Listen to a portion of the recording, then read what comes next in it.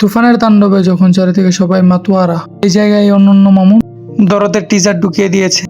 এখন ultimately teaser কেমন ছিল, এই সময় রিলিজ দেওয়া ঠিক হয়েছে কিনা, কিছু প্রশ্ন ছিল আমার মনে। এই সব কিছুই এখন টিজার রিভিউতে শেয়ার করি। এখন শুরুতেই অনন্য মামুন বলছিল দরদ আগুন লাগাবে। সত্যি টিজারটা দেখে তাই মনে হয়েছে। শাকিব খানের পারফরমেন্স দেখে, এখানে টিজার দেখে এতটুকু বোঝা গেছে যেখানে শাকিব খানের এখানে মাল্টিপল ডিসঅর্ডার থাকে, যেখানে হঠাৎ করে শাকিব খান ডিফারেন্ট একটা পার্সোনালিটি নিজের মধ্যে ধারণ করে, তারপরে হঠাৎ করে কুপাকুপি শুরু করে দেয়।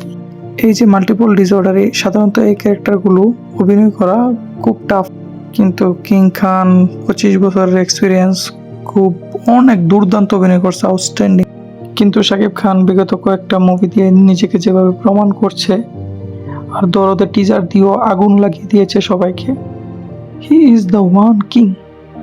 ভাই একটা জিনিস মানতে হবে, টিজারে শাকিব খান যথাযথ অভিনয় করে প্রত্যেকের চাহিদা পূরণ করছে, এটা মানতে হবে। এখন মুভিতে যদি মাল মশলা থাকে, পরিচালক দেয়, তাহলে মুভি সুপার ডুপার হিট করবে।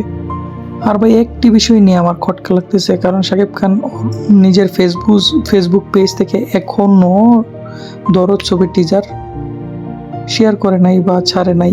আমার মনে হইতেছে শাকিব খান এটা পছন্দ করে নাই যে তুফানের তাণ্ডবের মধ্যে দরদের টিজার হতেও পারে, ও নোজ। এখন দেখি কি হয়।